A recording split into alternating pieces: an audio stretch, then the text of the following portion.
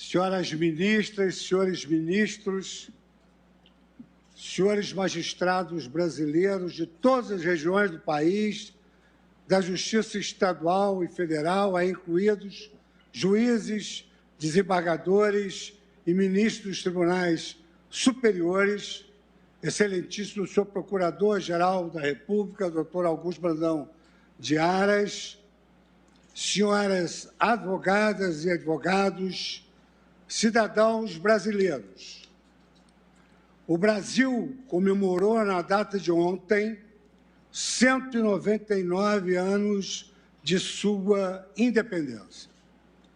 Em todas as capitais, em diversas cidades do país, cidadãos compareceram às ruas.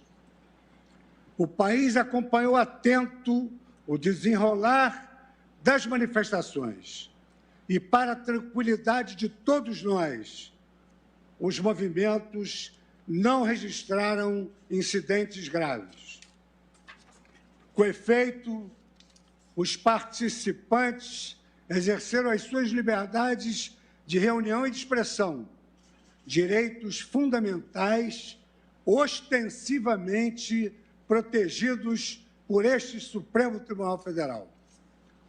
Neste ponto, é forçoso enaltecer a atuação das forças de segurança do país, em especial as polícias militares e a Polícia Federal, cujos membros não mediram esforços para a preservação da ordem e da incolumidade do patrimônio público, com integral respeito à dignidade dos manifestantes. Destaque-se por seu turno o empenho das Forças Armadas, dos governadores de Estado e dos demais agentes de segurança e da inteligência pública que monitoraram em tempo real todas as manifestações, permitindo assim o seu desenrolar com ordem e paz. De norte a sul do país, percebemos que os policiais e demais agentes atuaram conscientes de que a democracia é importante não apenas para si, mas também para seus filhos, que crescerão ao palio da normalidade institucionais que seus pais contribuíram para manter. Este Supremo Tribunal Federal também esteve atento à forma e ao conteúdo dos atos realizados no dia de ontem. Cartazes e palavras de ordem veicularam duras críticas à Corte e aos seus membros, muitas delas também vocalizadas pelo senhor Presidente da República em seus discursos em Brasília e em São Paulo. Na qualidade de chefe do Poder Judiciário e presidente do Supremo Tribunal Federal, impôs uma palavra de patriotismo e de respeito às instituições do país. Nós, magistrados, ministras e ministros do Supremo Tribunal Federal, sabemos que nenhuma nação constrói a sua identidade sem dissenso. A convivência entre visões diferentes sobre o mesmo mundo é pressuposto da democracia, que não sobrevive sem debate sobre o desempenho de seus governos e de suas instituições. Nesse contexto, em toda a sua trajetória, nesses 130 anos de vida republicana, o Supremo Tribunal Federal jamais se negou e jamais se negará ao aprimoramento institucional em prol do nosso amado país. No entanto, a crítica institucional não se confunde e nem se adequa com narrativas de descredibilização do Supremo Tribunal Federal e de seus membros, tal como vem sendo gravemente difundidas pelo chefe da nação. Ofender a honra dos ministros incitar a população a propagar discurso de ódio contra a instituição do Supremo Tribunal Federal, é incentivar o descumprimento de decisões judiciais, são práticas antidemocráticas e ilícitas, intoleráveis, em respeito ao juramento constitucional que todos nós fizemos ao assumirmos uma cadeira nesta Corte. Infelizmente, tem sido cada vez mais comum que alguns movimentos invoquem a democracia como pretexto para a promoção de ideais antidemocráticos. Estejamos atentos a esses falsos profetas do patriotismo, que ignoram que democracias verdadeiras não admitem que se coloque o povo contra o povo, ou o povo contra as suas instituições. Todos sabemos que quem promove o discurso do nós contra eles não propaga a democracia, mas a política do caos.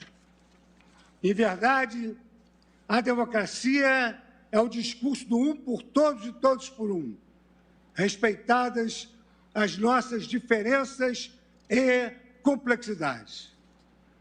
Povo brasileiro, não caia na tentação das narrativas fáceis e messiânicas, que criam falsos inimigos da nação.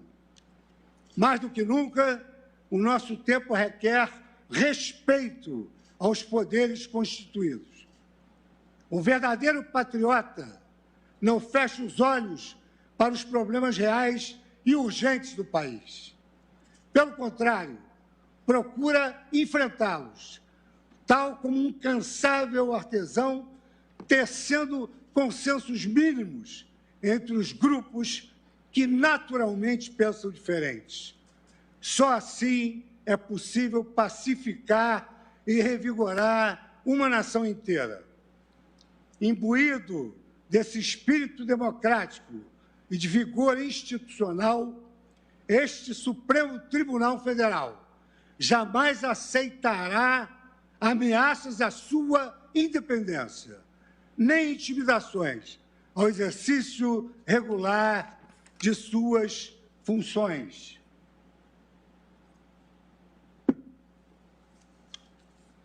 Os juízes da Suprema Corte e todos os mais de 20 mil magistrados do país têm compromisso com a sua independência, assegurada nesse documento sagrado que é a nossa Constituição, que consagra as aspirações do povo brasileiro e faz jus às lutas por direitos empreendidos pelas gerações que nos antecederam.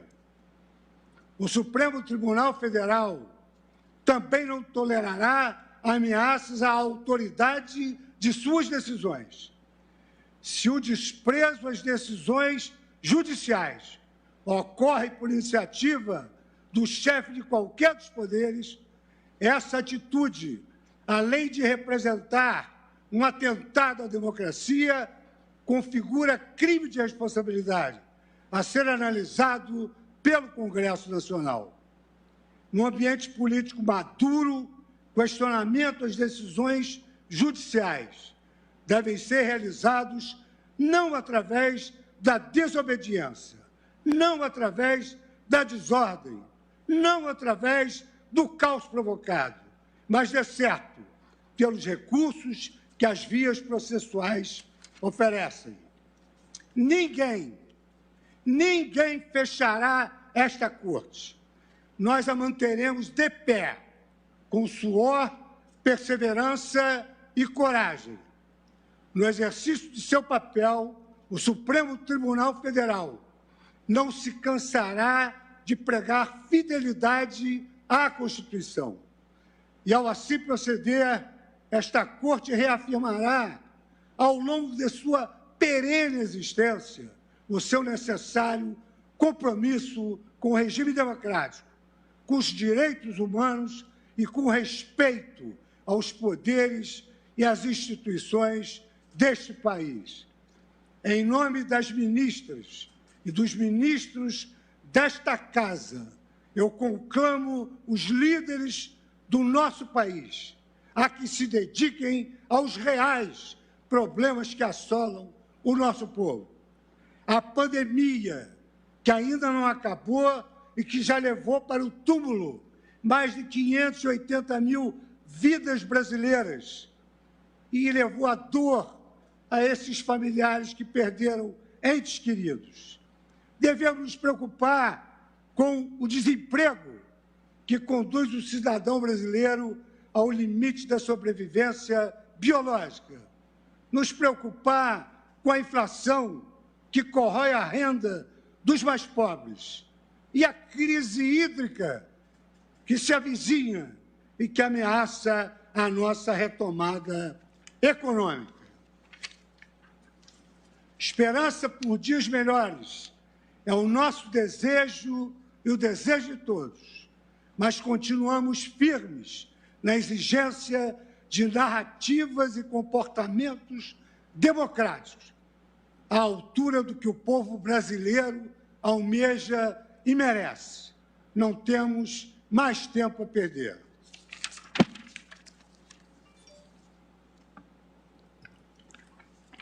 Anuncio agora o processo recurso extraordinário, 1 milhão, eu passo a palavra agora ao Procurador-Geral da República e peço desculpas que me foi dado o sinal de iniciar o julgamento.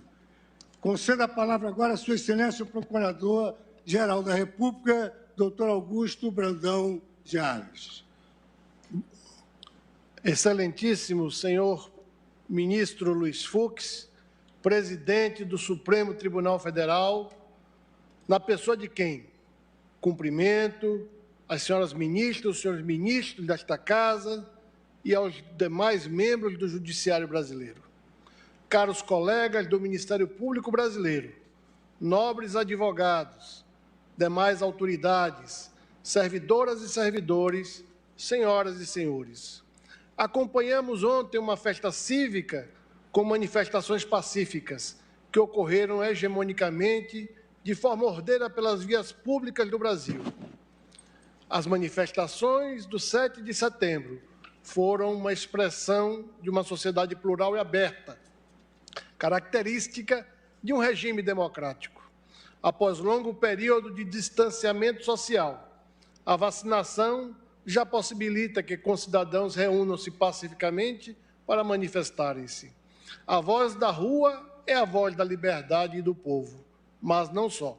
A voz das instituições que funcionam a partir das escolhas legítimas do povo e de seus representantes também é a voz da liberdade.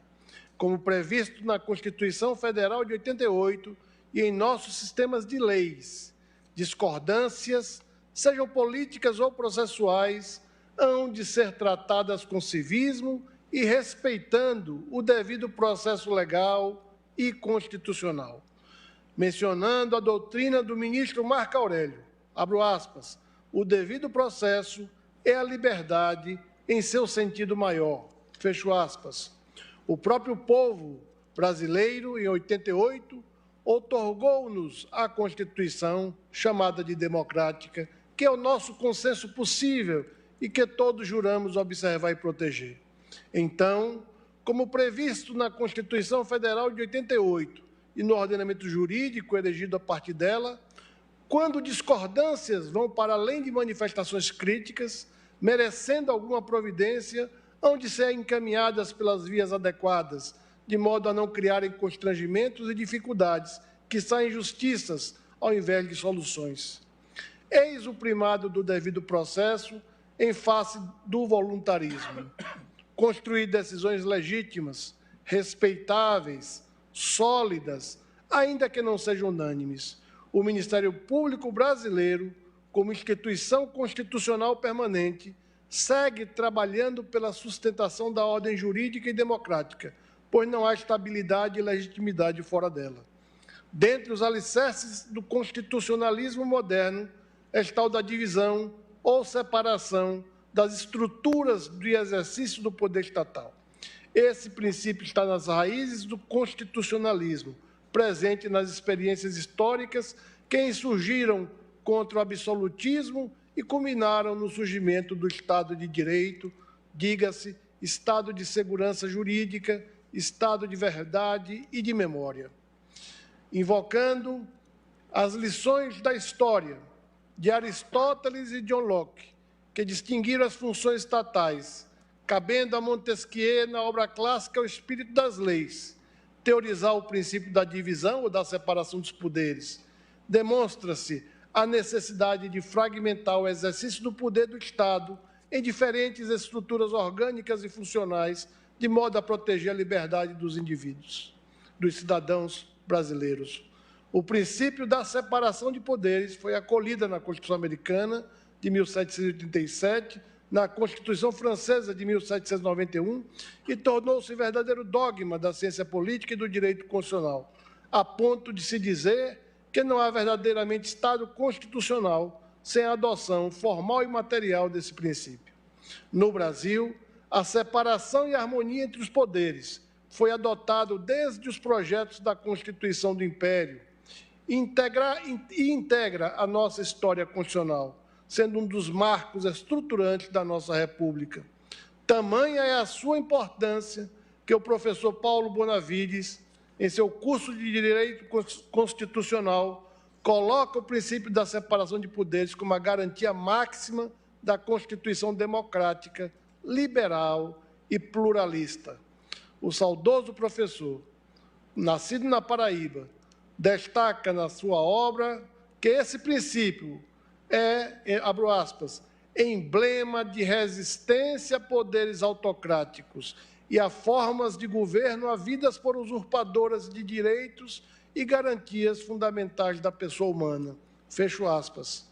A independência entre os poderes pressupõe harmonia. Sem esta, o equilíbrio transfigura-se em conflito permanente. Essa harmonia que pregava John Jay há de ser buscada por todos e exige institucionalidade nas medidas e recursos próprios e no devido tempo. Não podemos desprezar os recursos e ferramentas da institucionalidade, o devido processo legal, o devido processo legislativo, o devido processo administrativo. Por meio dessas vias formais do nosso Estado democrático de direito, assegura-se que as minorias tenham voz e meios contra os excessos da maioria, e também que os direitos da maioria sejam preservados no processo decisório inerente às democracias representativas ou diretas. A democracia é um grande concerto de interesses públicos, é o governo dos contrários, mas também é o governo do possível. É mediante o diálogo, com discordâncias, mas sem discórdias, um caminho para a paz, por meio do consenso social. Nós amamos a democracia, pois nela floresce a liberdade com a qual tantos sonharam e pela qual tantos se sacrificaram. É na democracia que mulheres e homens livres realizam-se em sua existência. Reafirmamos que, juntos, trabalhando por uma sociedade livre, justa e solidária, aperfeiçoaremos a nossa democracia. Afinal, como bem disse o doutor Ulisses Guimarães, na data da promulgação da nossa Constituição de 88, abro aspas, a Constituição certamente não é perfeita, ela é própria, o confessa, ao admitir a reforma. Quanto a ela, discordar, sim. Divergir, sim. Descumprir, jamais. Afrontá-la, nunca. Palavras do grande político brasileiro. Fecho aspas. O titular do poder constituinte, o povo brasileiro, por meio de seus legítimos representantes, tem sabido, dentro da institucionalidade, superar os desafios e crises que se impuseram ao Brasil desde 1988. E o Ministério Público brasileiro atua e atuará para quê? Com diálogo, e a independência e a harmonia, continuemos juntos a perseverar nesse percurso para o engrandecimento do nosso Brasil. Muito obrigado, senhor presidente, senhoras ministras, senhores ministros. Muito obrigado, excelentíssimo senhor Procurador-Geral da República, pela sua fala. Mais uma vez, peço as escusas, e Vossa Excelência teve a humildade de nem me chamar a atenção de que gostaria de falar, não me lembrei a tempo. Obrigado, presidente. Chama a julgamento o recurso extraordinário 1.017.365 da relatoria de Sua Excelência, o ministro Edson Fachin. Nós realizamos todas as sustentações orais que foram deferidas. Foram mais de 300 de amici curiae, afora as sustentações das partes. Em continuidade de julgamento, após a realização das sustentações orais, nós suspendemos a sessão para iniciarmos hoje com o voto de Sua Excelência, o ministro Edson Fachin, a quem eu concedo a palavra. Muito obrigado, senhor presidente, Vossa Excelência, que vem de apregoar para a continuidade de julgamento este recurso extraordinário 1.017.365.